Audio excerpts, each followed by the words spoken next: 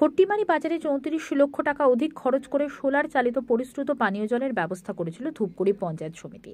দীর্ঘ একটা লম্বা সময় ধরে অকেজো অবস্থায় পড়ে রয়েছে সেই পানীয় জলের রিজার্ভার। মিলছে না পানীয় জল, পাশাপাশি বসানো হয়েছে পাবলিক টয়লেট। খট্টিমারি বাজার সপ্তাহে শুক্রবার ও সোমবার হাট বসে। হাজার হাজার মানুষের ভিড় জমে। ক্রেতা থেকে বিক্রেতা প্রত্যেকের অভিযোগ, একাধিকবার হাট মালিককে জানিয়েও কোনরূপ সুরাহা মেলেনি।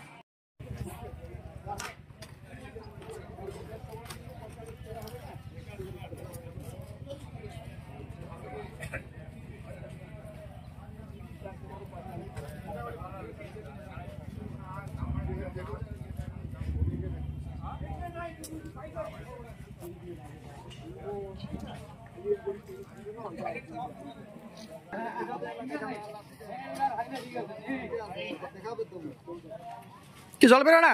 জল নাই?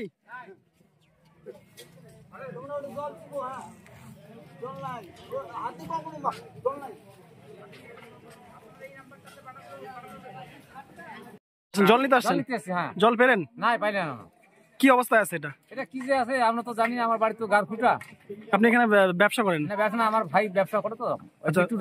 আচ্ছা, দোকান করে। হ্যাঁ, এই জল নিতে আসবেন, জল নাই। আমার ছোট ভাই বললো যে এখানে জল পাওয়া যায়, এখানে যা। কিন্তু কিছুদিন আগে তো এটা উদ্বোধন হইলো। হ্যাঁ হ্যাঁ, উদ্বোধনের আগে, উদ্বোধন হওয়ার পরেই শেষ। ওটা তো আমরা জানি না, আমরা তো বাড়ি গারখুটা। এখন কোথায় জল পাবেন? এখন শচীনের চার দোকান আছে না, হ্যাঁ, ওখানে নলকূপ আছে। মানে অন্যের কাছে জল নিতে পারেন? হ্যাঁ হ্যাঁ। এত বড় একটা বাজার, এতগুলো দোকান, মানে কোনো জায়গায় জলের ব্যবস্থা নেই? নাই। কি না আপনার? আমার নাম সুন্দর মোহন রায়।